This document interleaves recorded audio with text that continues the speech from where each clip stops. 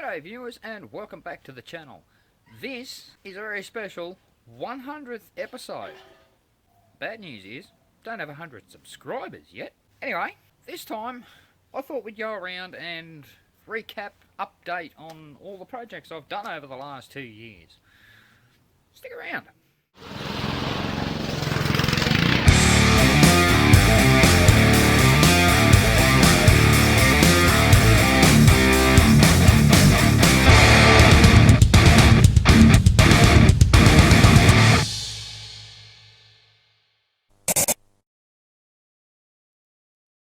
If this is your first time here, welcome to the channel. Well, I'm not going to teach you anything this time, but I usually do. But I hope you like what you see and consider subscribing. Let's get into it. Now, there will be one or two that I can't update on because, well, they're just not here. Like, two of my most popular videos, the Holden Cruise with the leaky water hoses, and the mobility scooter. Now, that belongs to a friend of a friend. I don't have contact with them, so it's not here. I can't update on that one. Might be able to give you an update on the cruise, though. We'll see how we go. Also, one of my first videos, the dowel positioning, that belongs to my daughter. Well, my grandson, actually. That's over at their place. Yeah, that was just something I threw in because I was doing it at the time. That's going fine. It hasn't broken. There's a good thing. So, what else is on the list?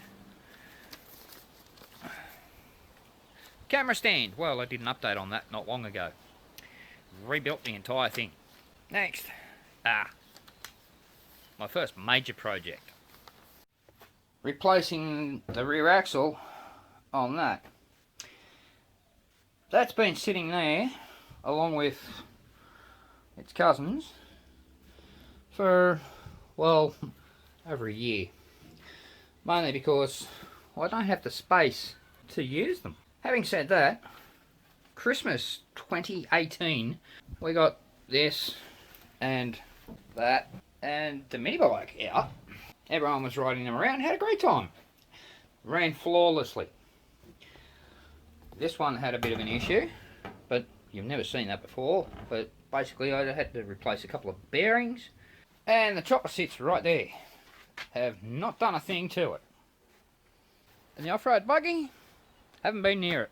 The overhead cable I made to hold a power cable, I transferred it to here, so that's still in use.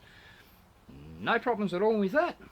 It all still runs, and I mean it's drooping a little bit here, but I haven't really worried about that because, well, the cable doesn't go up to the back end of the garage that much. I usually use it, well, out here. Likewise, all my spanner racks are still there. They're not sitting as I intended because I've had to put this super long 1200mm level at the front because, well, it's the only place in my toolbox it'll fit. But they're still there. They do their job quite well, except for this one. Every time the drawer shuts, it moves these. That other little one, there it is. Back in there. Jumping ahead a bit, we've all seen my bench top. This shelving has actually been a bit of a godsend because I can pack a lot into it, and well, there's still not a lot of floor space, but not a lot of floor space to begin with, is there? Moving on, the go-kart stand is clearly there, holding up the go-kart again. That hasn't moved since I fixed it, and there might be another one coming up on that soon. The Celica. That's been doing well actually, but there is an episode or two coming up on that very soon. Haven't really done much to that, but hey, it works fine. Speedo still doesn't work, and of course the little Echo, you saw that a few weeks ago. It still needs a bit of fine tuning, a bit of completing, but need to wait for parts to come in on that. Apart from that, still not painted. I took it to a paint shop to ask how much just to spray the front bumper, and he looked over the car and he said, "You prep it, give me $1,000, I'll paint the whole thing." I don't want to spend that kind of money on it. So, but I get where he's coming from, because all the roofs are looking a little bit worse for wear. Apart from that, everything else is working fine with that. Actually done quite a bit to this little thing. Repaired some collision damage and took care of some previous collision damage, including repairing some electricals, plastic welding a headlight. Also replaced the clutch, fitted a new stereo head unit, fitted central locking, and resealed the moisture barriers in the doors. And I replaced the factory mechanical hatch release with an electric one. But it has developed an issue, whereas this solenoid isn't working from the remote. However, if I use this manually, it still works as a master.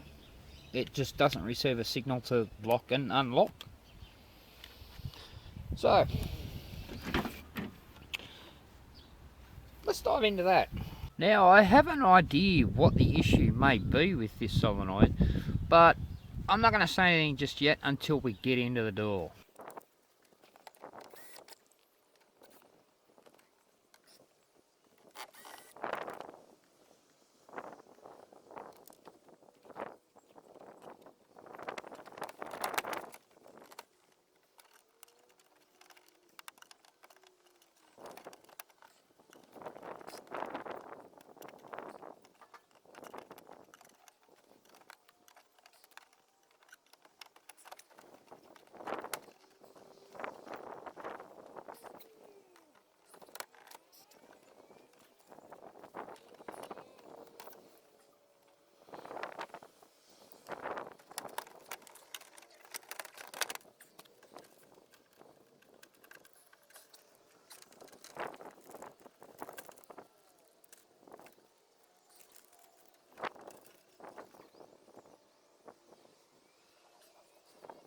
Well, unfortunately, my suspicions were incorrect.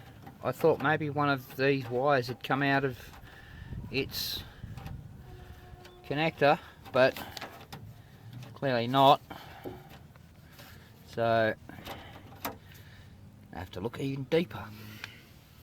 So my next move is a continuity test. I'm going to pierce the wires here and see if I get a reading down the other end of the door. Clearly there's no problem with the white wire because I just unplugged it and it did something, so I'm assuming just piercing it like that gives me a reading, so that's alright. Next one, black.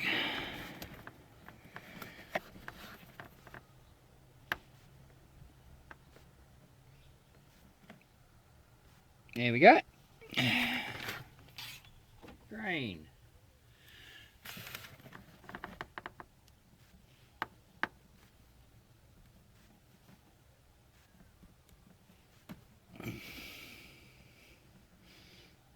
There we go. Blue.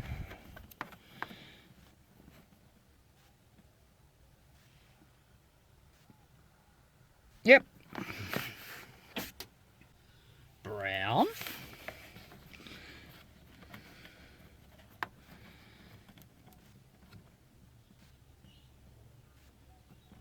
Oh, there we go. Well, I'm getting something.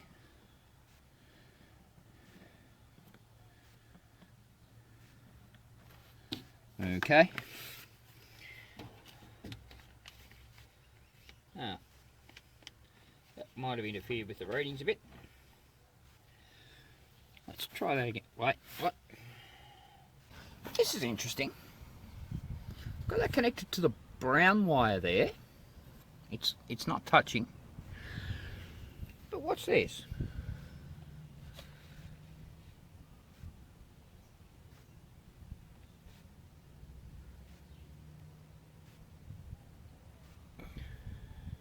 Now that's just strange. no idea why it should do that. So that needs investigating. But here's something interesting. These two wires here, the brown and the white, they control, they make it a master. Meaning that if I lock this door, then all the doors lock. If I unlock this door manually, then all the doors lock. If I disconnect those two wires,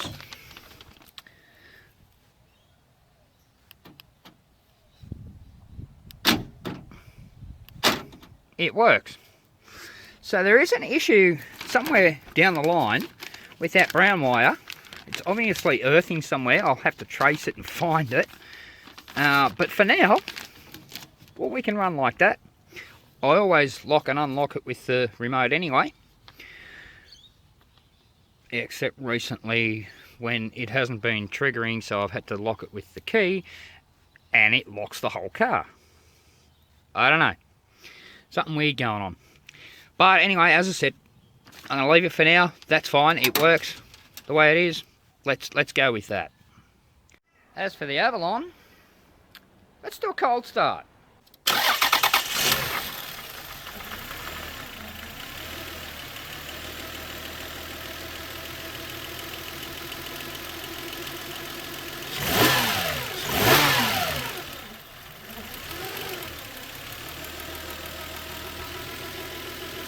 It's still not happy.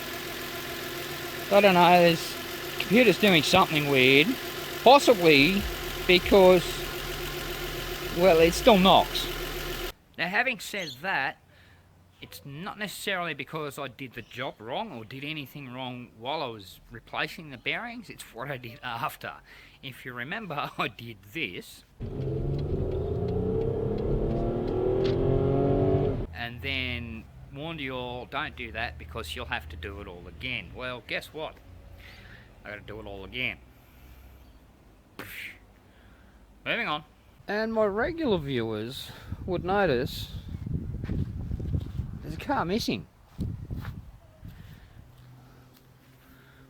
Where's Celsius? There it is. Being very unloved and neglected. Interior's all out of it at the moment. A couple of videos coming up on this soon.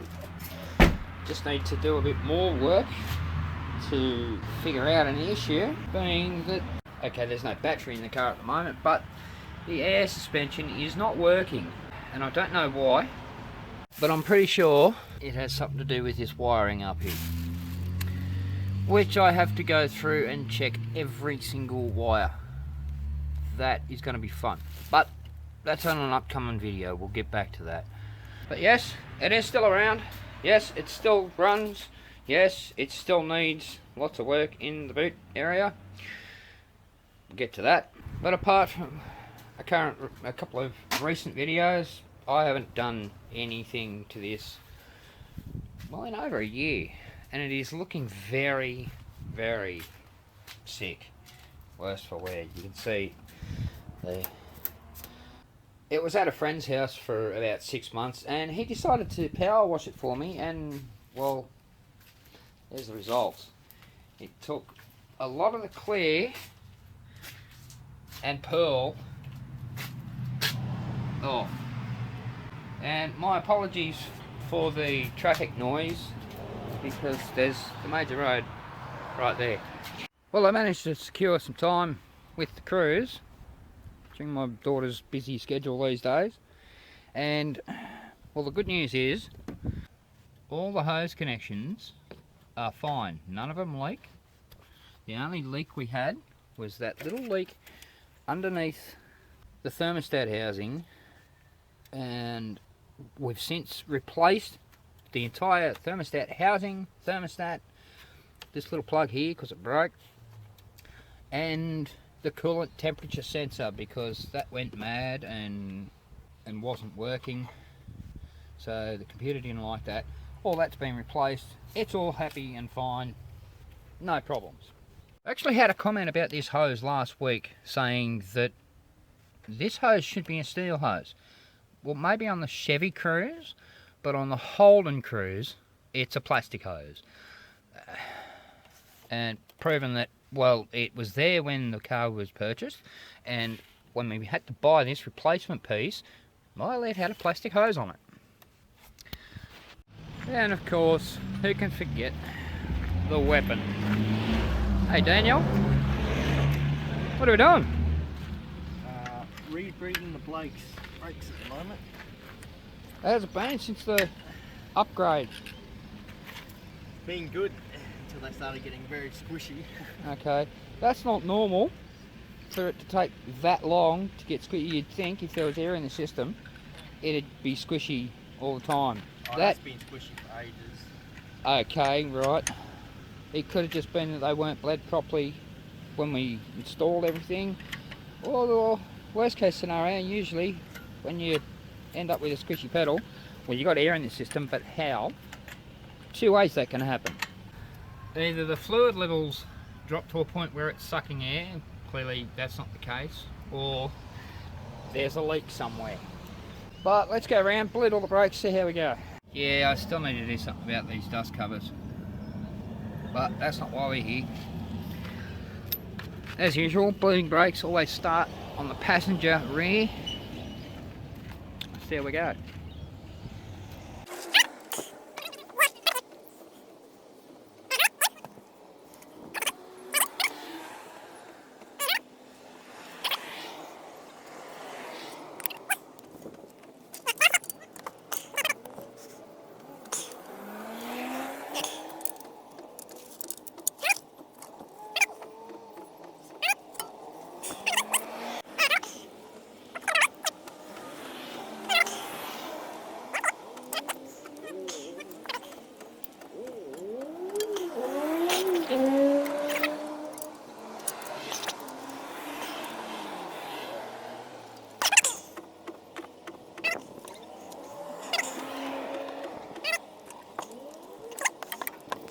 Alright, hold it.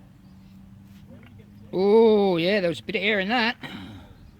Pump it.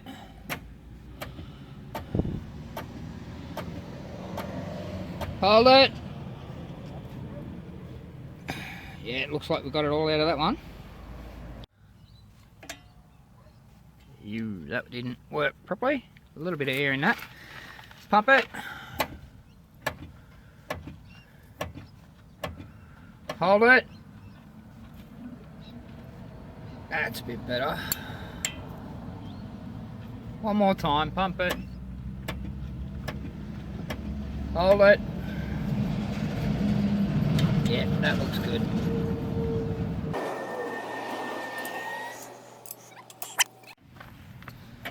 Alright, hold it. Oh yeah, lots of air in that one too. Okay, go again. Lots of air in it, yeah.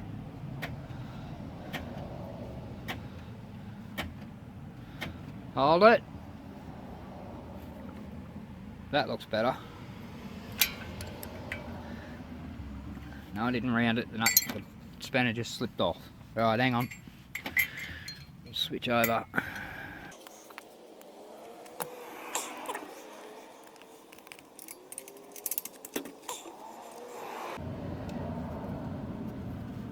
Alright, pump away. Pump it. Hold it. Yeah. There we go. Bit of air. Go.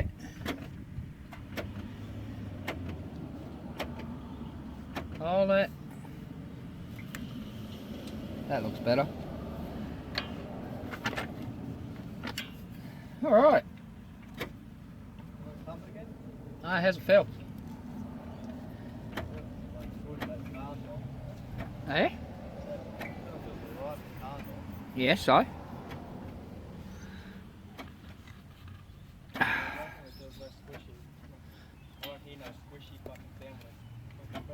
Okay, well that's a good thing.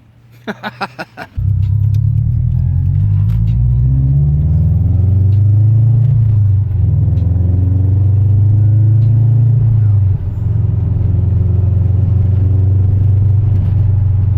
the brake.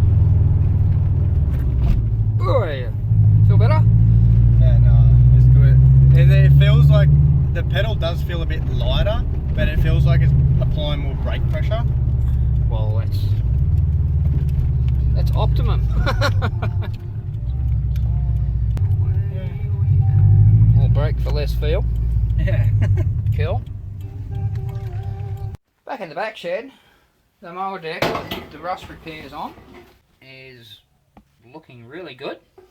I've used that quite a few times. That's actually my go-to push mower at the moment, and it is fine. It's perfect, like a new mower.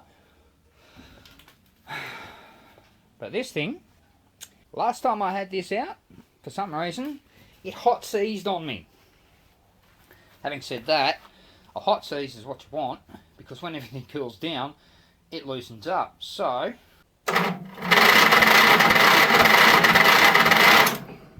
it still turns over. That's a good thing. I just have to keep an eye on that. Moving on. Battery booster trolley. Did a video on that, a little over a month ago. No one watched it. Thanks, guys. And that brings us to the armrest I modified and refurbished for my son. It's not finished. There's one more step to go, because you notice there's no rest. Here it is right here, and as you can see, that's not in the best shape. Now, we've been tossing up as to what to do with it. He, obviously being an artist, has his own signature mark, and we wanted to try and incorporate it into the cover, but there's not really any way to do it and put his touch on it, because we can't really find a material that will take the media to use to paint it or mark it or whatever. It'll either won't stick, or it'll bleed out and just look like junk. So we've scrapped that idea. Now I get some black vinyl and just recover that, and that's done. And there's a lot more still to come. There's projects you haven't even seen yet, and obviously I still need to finish the wishing well, and got a couple of other little projects running right now you'll see in coming weeks. But hit that subscribe button and the notification bell so you know when they're coming. Thanks for watching. I'll see you on the next one.